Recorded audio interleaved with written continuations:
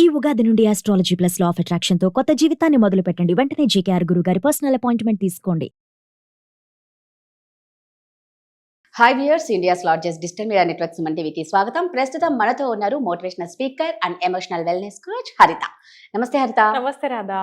ఏంటి హరిత, అసలు వాయు వరుసలు లేకుండా బతికేస్తున్నామేమో ఇండియాలో, ఈ సొసైటీలో, ఈ జనరేషన్లో ఇంకా దారుణమైనవి. అంటే మనం న్యూస్ చూస్తే కన్నా తండ్రి కూతుర్లు పెళ్ళి, తల్లి కొడుకు పెళ్ళి. ఏమంటే మా నాన్నకు తోడలేడు, నేను చేసుకున్నాను, నా హస్బెండ్ చనిపోయినాడు, మాకు ఇష్టం మీకేంటి. అంటే ఎట్టుపోతుంది మన సొసైటీ. మన ఇండియా అంటేనే ఎంతమందికి ఎంతమంది రెస్పెక్ట్ ఇస్తారు మన. ఇవన్నీ న్యూస్ బయటికి రావడం వల్ల ఒకలాంటి ఫీల్ పడుతుంది కదా, ఒక బ్యాడ్ ఒపీనియన్ పడుతుంది కదా ఇండియా మీద. ఒక రేపులు తీసుకో, కిడ్నాప్ చూడు, మర్డర్లు చూడు, మంచి ప్లేస్లో ఉన్నాం మనం. అవతల దేశం వాళ్ళకి మనం ఎంత మనల్ని ఒక చీప్గా చూడాలి అంటే ఇవన్నీ కనిపిస్తాయి. మనకు రెస్పెక్ట్ అనేది పోతుందేమో. రెస్పెక్ట్ పక్కన పెడితే బంధాలు, ఒక బ్లడ్ రిలేషన్, వాయు వరుస లేకుండా అంత దారుణంగా ఎలా బతుకుతున్నాం అనేది అర్థం కాదు. ఎందుకు వస్తాయి వాళ్ళకి అలాంటి థాట్స్ హరిత? వాల్యూ సిస్టమ్ రాదా, వాల్యూ సిస్టమ్ సెట్ సరిగా అవ్వలేదు అక్కడ. అంటే ఇప్పుడు మనకు సాక్రిఫైస్ అన్నది ఏంటి, ఒక దాని కావాలంటే ఒకటి వదులుకోవాలి, నో ప్రాబ్లం, ఇందులో కూడా నీ సంతోషం ఉంది అన్నది మనం ఎప్పుడైనా వాల్యూ సిస్టంలో సెట్ చేస్తే వాడు ఆ సాక్రిఫైస్ చేయడానికి అలవాటు పడతాడు. నేను ఎగ్జాంపుల్ చెప్తాను ఒక ఎమోషన్ గురించి. నేను సాక్రిఫైస్ చేయాలి, నేను కూడా ఎవరికన్నా త్యాగం చేయాలి అన్నది లవ్ అని, దానికి అటాచ్డ్ ఏదన్నా వాల్యూ సిస్టమ్ లాంటిది ఉంటే అది వేరు. ఇక్కడ నేను నా లైఫ్ అంతా మా నాన్న కోసం త్యాగం చేస్తాను, ఎందుకంటే మా నాన్న ఖాళీగా ఉన్నారు, తోడు లేకుండా మా అమ్మ చనిపోయింది కాబట్టి నేను మా నాన్నని చూసుకుంటాను అన్నది. చూసుకో, మీ నాన్న నీదే రెస్పాన్సిబిలిటీ. కానీ ఏ రిలేషన్షిప్తో చూసుకోవాలి? బెడ్ రిలేషన్షిప్తో కాదు, బ్లడ్ రిలేషన్షిప్ ఉంది కాబట్టి ఆయన తిన్నారా, ఆయన చూసుకోవాలా, ఆయన కేర్ తీసుకో. ఒక కోడలు చేస్తుంది మావగారిని నాన్నగారు అనుకొని చేస్తోంది, అది నీ సొంత నాన్నగారిని నువ్వు నాన్నగారు అని ఫీల్ అవ్వకుండా నువ్వు వైఫ్ కింద అవ్వటం మారటం ఏంటి నాకు అర్థం కావట్లేదు. అంటే ఇక్కడ వావి వరుసలు ఏ రేంజ్ లో వెళ్తున్నాయి అంటే రాదా, దేనికోసం ఏం వదులుకుంటున్నారు అసలు? నేమ్ అండ్ ఫేమ్ కావాలా, లేకపోతే సెక్షువల్ రిలేషన్షిప్స్ కావాలా?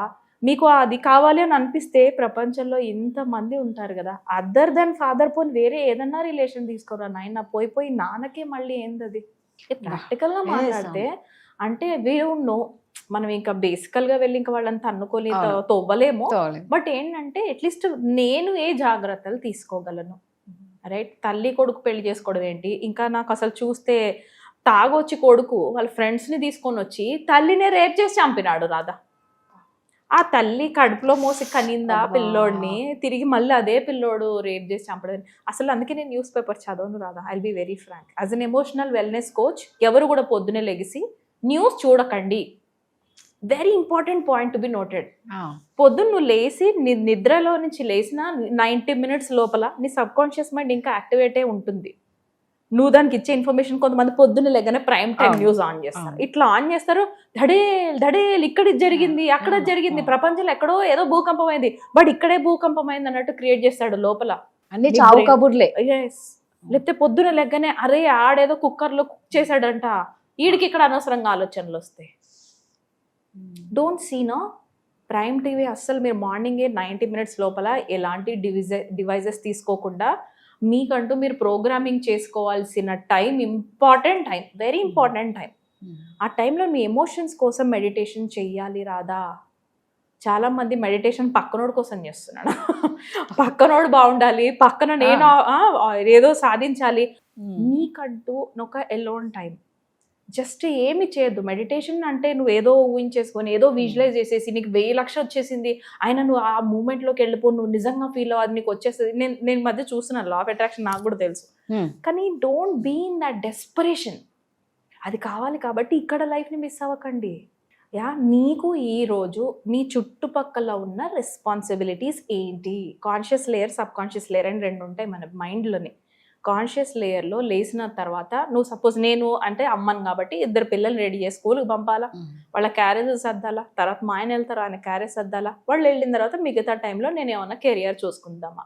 మళ్ళీ వాళ్ళు వచ్చాక వాళ్ళకి నేను చూసుకొని as a mother you have to be alive. నువ్వు వాళ్ళ ముందు ఉండాల్సిందే. మనిషిగానే ఎక్కడ ఉన్నాను, అలైవ్గా నేను. బాడీ మైండ్ ఏమంటారు, బాడీ ప్రెజెంట్ మైండ్ అబ్సెంట్. అలా నేను ఉండే ఏం లాభం?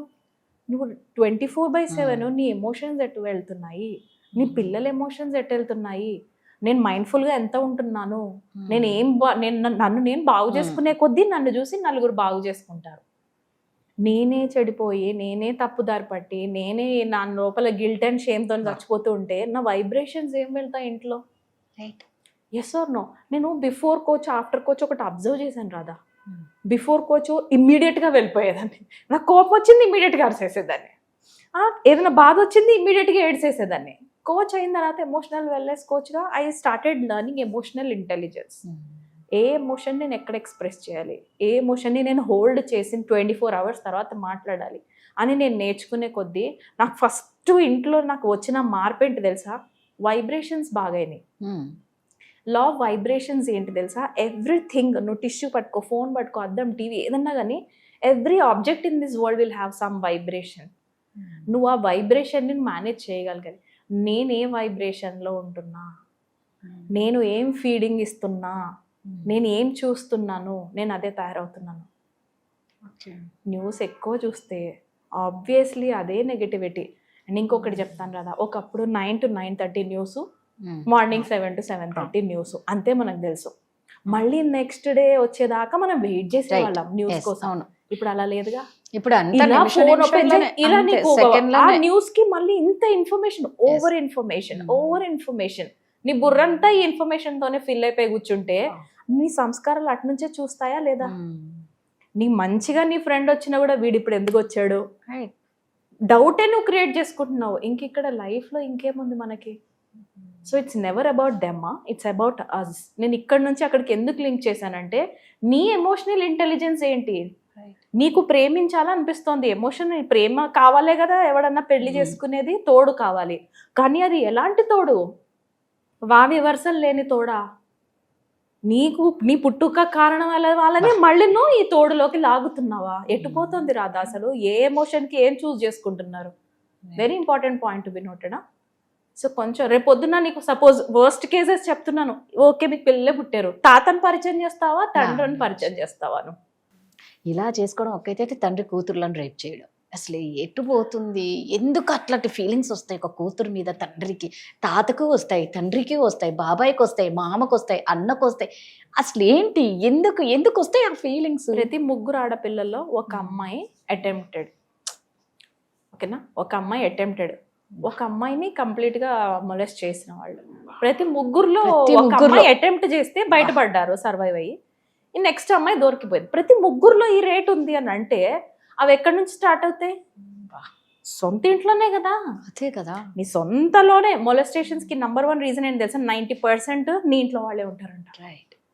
అది నీ అన్న, ఇంకా మనం చెప్పలేము.